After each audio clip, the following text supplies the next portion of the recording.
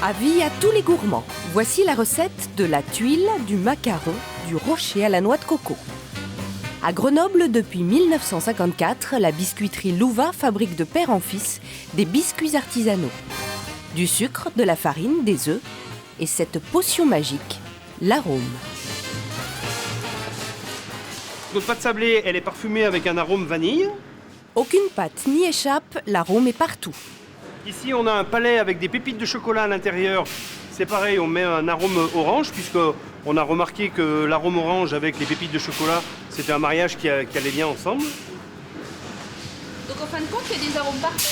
Il y a des arômes de partout. Ici, on a des cakes également. On a des cakes aux raisins et aux fruits confits. Et à l'intérieur, on met vanille, on met orange et on met arôme citron. On a 3 sortes d'arômes dans ce produit, dans le cake. Nous, nos produits, pour qu'ils se mangent, il faut qu'ils soient bons, il faut qu'en bouche, il reste quelque chose. Si vous faites un biscuit, une recette sans arôme, sans saveur, vous allez le vendre qu'une fois, le produit. Hein.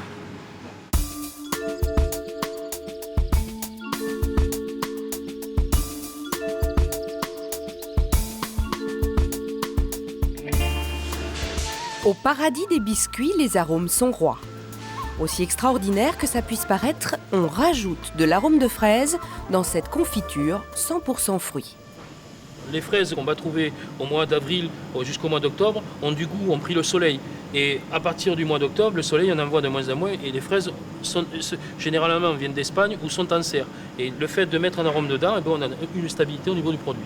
C'est une obligation parce que le client qui va acheter le biscuit au mois de septembre et qui va racheter le même biscuit au mois de décembre, s'il n'a pas les mêmes goûts, il ne rachète plus le biscuit chez vous. Le même goût toute l'année, les arômes rassurent le consommateur. Alors ils envahissent tout le secteur agroalimentaire et aussi la restauration. Direction Lille. Rencontre avec Bertrand Simon, chef cuisinier, professeur de cuisine et passionné d'arômes. Chaque année, 100 000 flacons comme ceux-là sont vendus aux grands restaurants. Ce sont des arômes qu'on trouve dans le commerce et qui sont utilisés par nombreux restaurateurs et qui permettent vraiment de s'éclater en cuisine. Menu du jour, 100% arôme. L'arôme de truffe sublime la vinaigrette. L'arôme de cèpe compense la perte de goût des champignons à la cuisson. Quant à la saucisse, elle est fumée sans fumer. Je prends une base huileuse, qui est un très très bon support pour les arômes. Donc là, un peu d'huile d'olive. Quelques gouttes d'arôme fumé, donc pas trop fort. Et le tour est joué. Une potion magique appliquée à la seringue au cœur de la saucisse. Là, c'est arôme fumé, mais on peut aussi mettre l'arôme qu'on souhaite dedans. Ça peut être arôme champignon, arôme oignon ou tout autre type d'arôme qui s'adapte bien sûr au support. Ça fait pas tellement geste de cuisinier quand même. On a une vision un petit peu image épinale du cuisinier, alors qu'on travaille avec l'électronique, on travaille avec des produits de toutes les gammes, avec des produits sous vide, des produits déshydratés, des produits de toutes sortes. Donc pourquoi pas la seringue. C'est la marche du progrès. Aujourd'hui, la saucisse se fume sans fumer et la crème anglaise à la vanille n'a peut-être jamais vu la tête d'une gousse de vanille. Mais après tout, qu'est-ce que ça change ? Direction Grasse, capitale du parfum et des arômes. Nous voulons savoir comment sont fabriqués les arômes. À l'approche de l'usine, une forte odeur de bonbons. Nous sommes à la division arômes de la société Robertet, grand parfumeur depuis 1875. Extraction, distillation, atomisation, 4000 matières premières différentes sont manipulées ici pour en extraire l'essence. Et forcément, certaines étapes restent encore assez artisanales. Là, j'ai 437 kilos, ça va me prendre une grosse partie de la matinée. Spécialité de l'entreprise, les arômes naturels fabriqués à partir des matières premières. Une originalité qui place la société au 10e rang sur le marché mondial des arômes, un marché colossal. Cette banane en fait était destinée à formuler des arômes alimentaires dans lesquels que vous pourrez retrouver en fait dans des biscuits, dans des préparations pour glace, dans des préparations aussi pour yaourt. Et en fait, ce qu'il faut comprendre, c'est que les arômes aujourd'hui sont incontournables dans l'industrie agroalimentaire et dans les produits de grande consommation. Alcoolats, extraits, essence, voilà ce qu'on obtient. 4000 jus pour jouer la partition de milliers d'arômes. Les associations les plus étonnantes se font ici. Et pour notre arôme de fraise, des dizaines d'ingrédients et pas seulement la fraise sont nécessaires pour recréer le goût du fruit. Des arômes fraises dans notre société, il peut y en avoir jusqu'à 500 à 700, suivant la demande du client, avec un goût plus fruité, plus boisé. Et nous assistons là à un mélange de différents ingrédients, avec la particularité, c'est qu'on peut voir apparaître des ingrédients qui n'ont rien à voir avec la fraise. Par exemple ici du citron, du raisin, du sureau. Et c'est cet ensemble de mélange qui va donner le goût aromatique de fraise. Un seul ingrédient, une seule molécule, même très éloignée de la fraise, peut tout changer. Vous sentez cette odeur?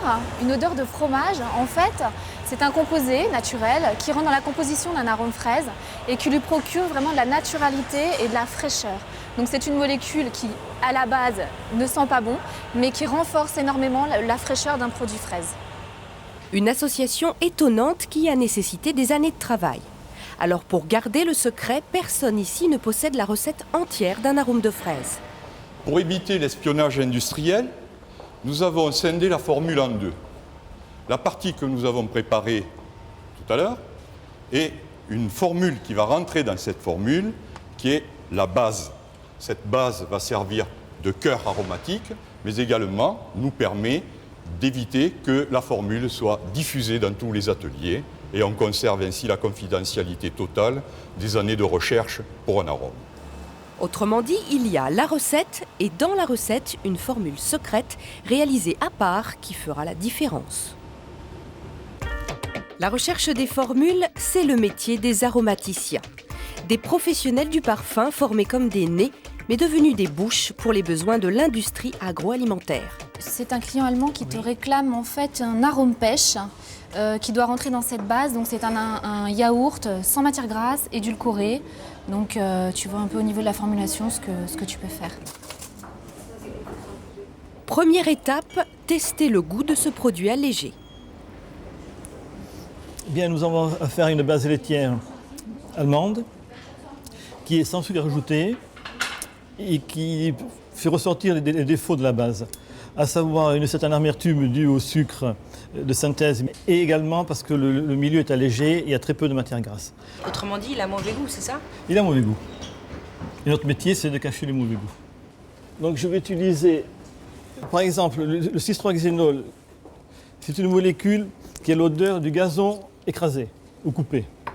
Le trans-2-hexénol est une molécule verte qui a la note du gazon séché, je peux dire.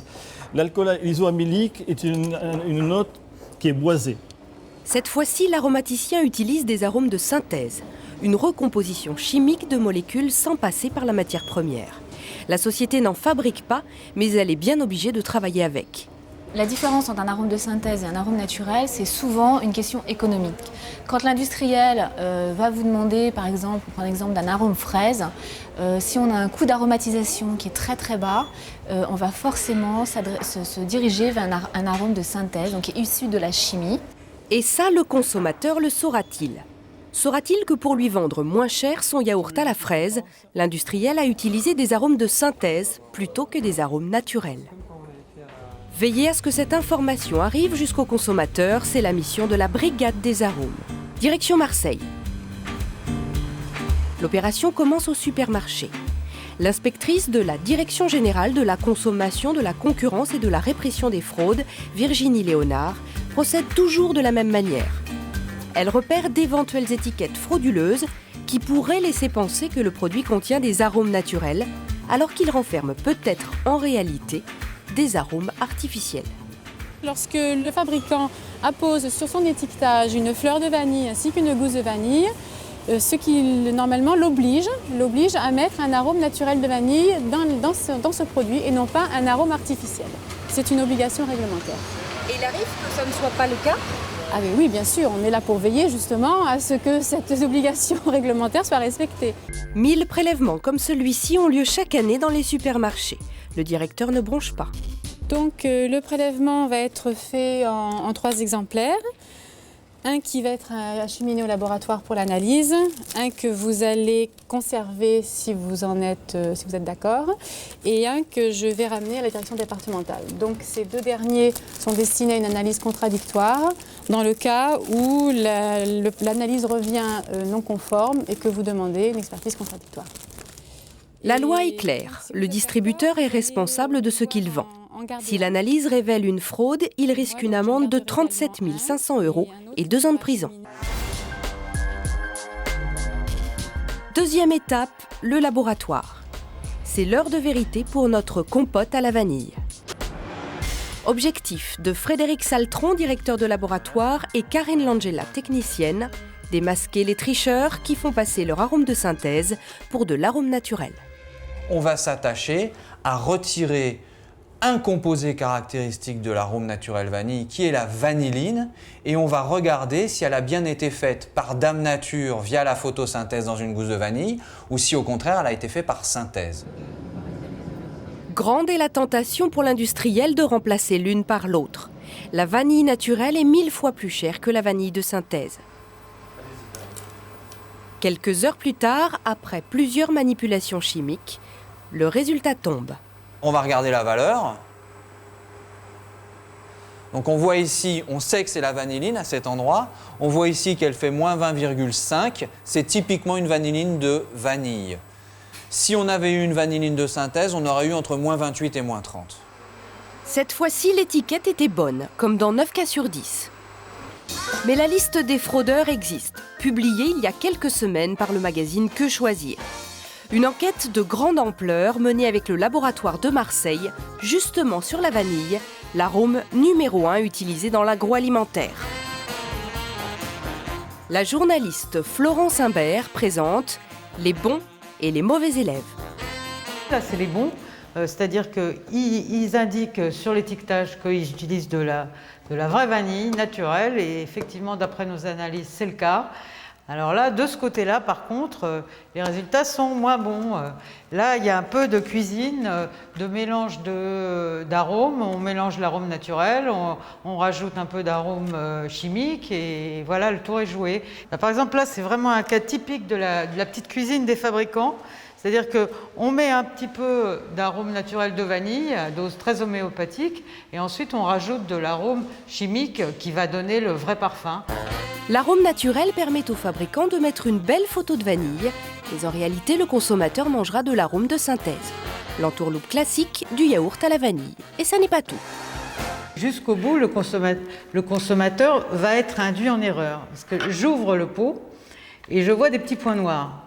Donc, normalement, je pense que ces petits points noirs, c'est de la gousse de vanille. En réalité, si je regarde sur l'étiquette, je vois gousse de vanille épuisée. C'est-à-dire des gousses de vanille dans lesquelles il n'y a plus aucune vanille. En fait, la vanille n'est là que pour le décor. Difficile pour le consommateur de ne pas se faire avoir. Encore plus, d'éviter les arômes. Florence Imbert a pourtant relevé le défi. Elle a accepté de se livrer pour nous à une petite expérience, faire les courses sans arôme. Au rayon frais, c'est facile. Il suffit de choisir des yaourts nature. Mais dès la charcuterie, ça se complique. Alors, le jambon, c'est quand même assez naturel normalement.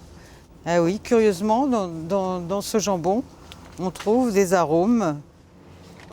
Est-ce que les grands chefs utilisent des arômes ?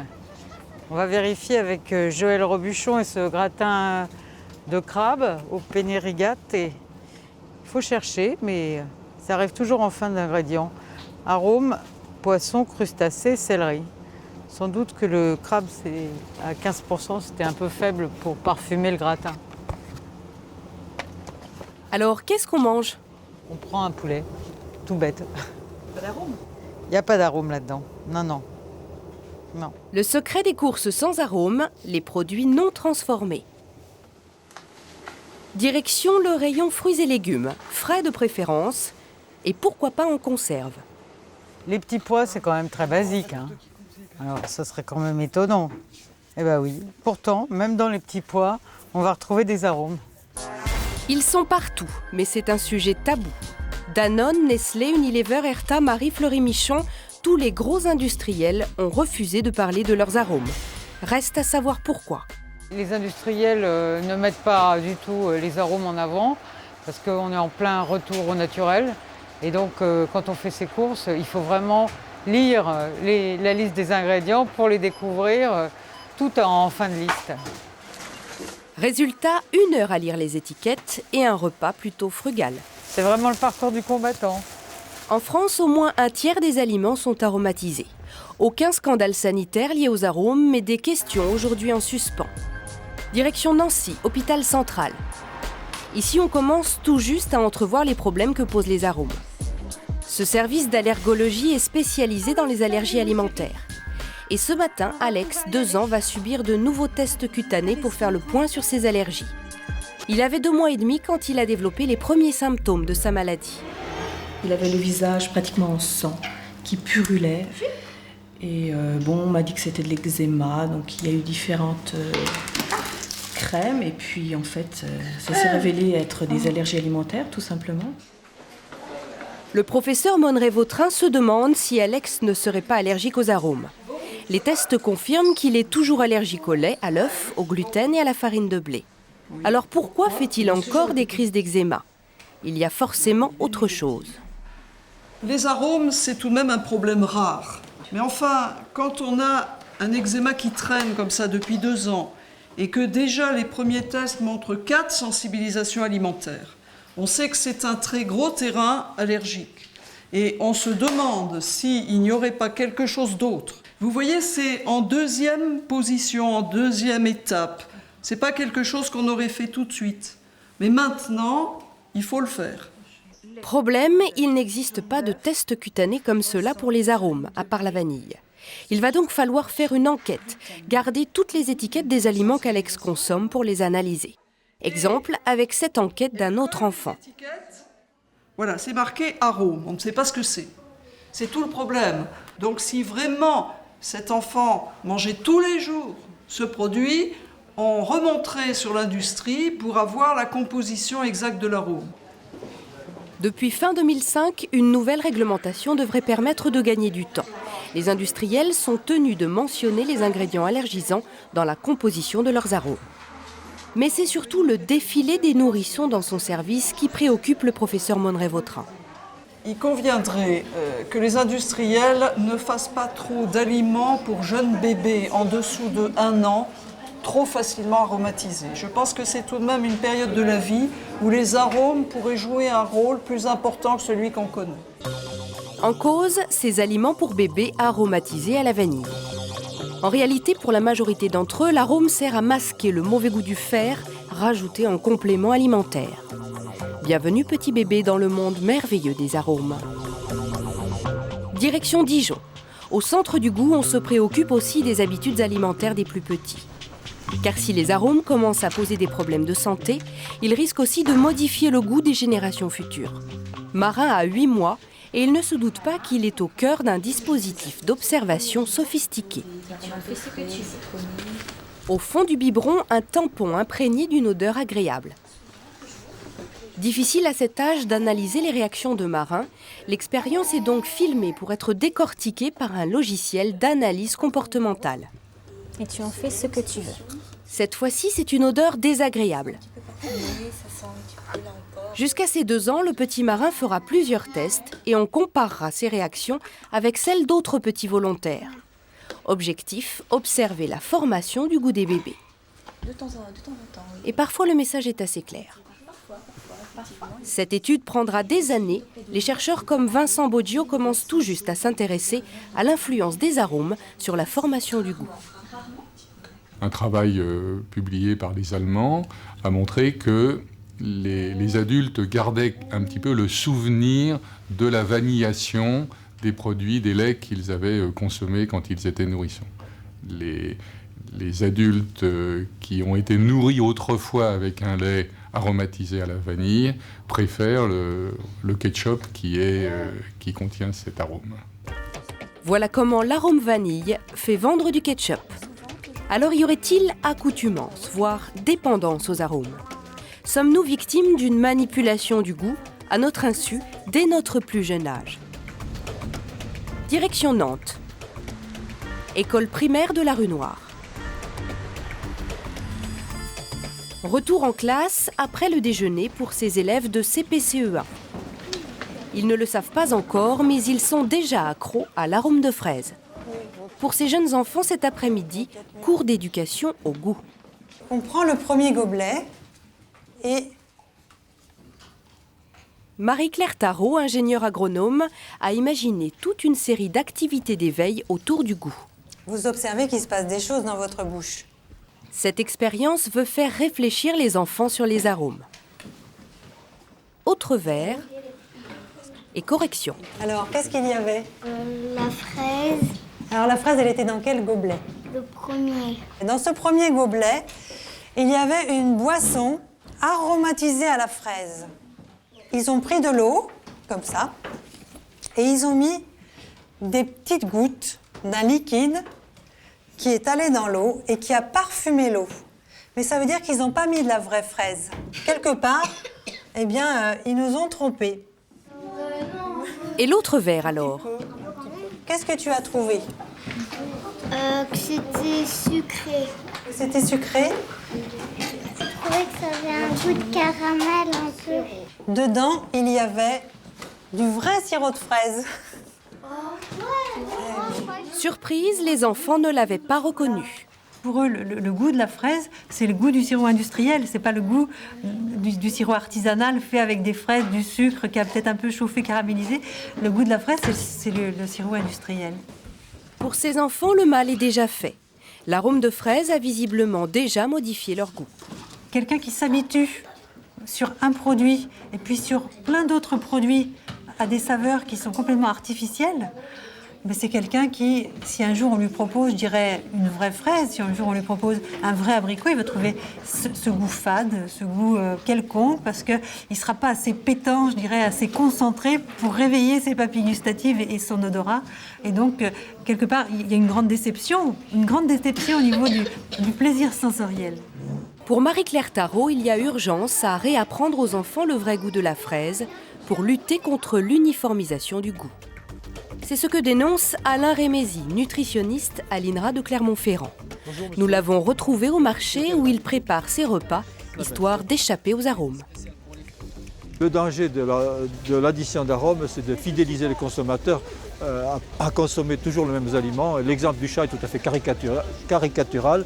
Des chats qui consomment, certains chats ne consomment que des croquettes ou des pâtés et ne mangent pas du tout le moindre petit bout de viande ou de poisson parce qu'ils sont tout à fait fidélisés à ces aliments très fortement aromatisés.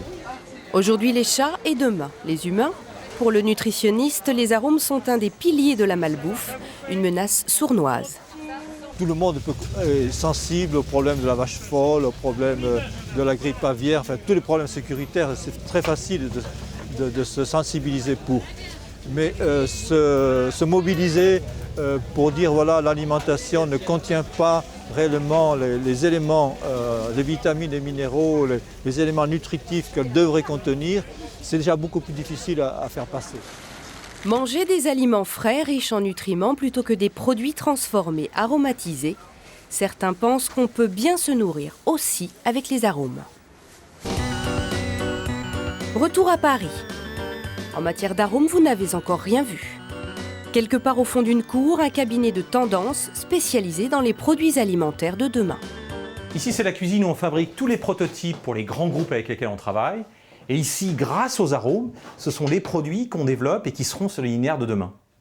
Par exemple, c'est un grignotage fromager qu'on a appelé fleur de lait. On a un petit grignotage de vache aromatisé à la marguerite. Alors qu'est-ce que c'est que la marguerite? C'est une note qui va être une note très citrus, autour du pamplemousse, du citron vert.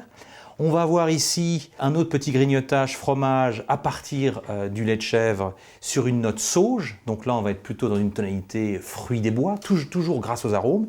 Ici, c'est assez extraordinaire, on a un petit encas qui est un encas à partir de la brebis sur une note coquelicot. Et là, à nouveau, on invente ce que peut être une tonalité aromatique coquelicot en allant vers l'exotique, en allant vers une tonalité plutôt mangue. Le fromage de brebis à l'arôme de mangue, après tout peut-être la madeleine de demain. Dans le meilleur des mondes industriels, tous les goûts sont en éprouvette, même ce qui n'existe pas. On peut tout mettre en arôme. On peut imaginer des arômes pour les enfants, des arômes pour les seniors. On peut même imaginer demain un arôme Paris. Qu'est-ce qu'on y mettrait? On y mettrait un peu de Montmartre, un peu des champignons de Paris, un peu de la butte aux cailles. Donc au fond, les arômes, c'est une grande page de création qui est ouverte. Arôme Paris, New York, Tokyo, version nature ou synthétique, arôme beauté, arôme techno, tout est bon pour épater nos palais.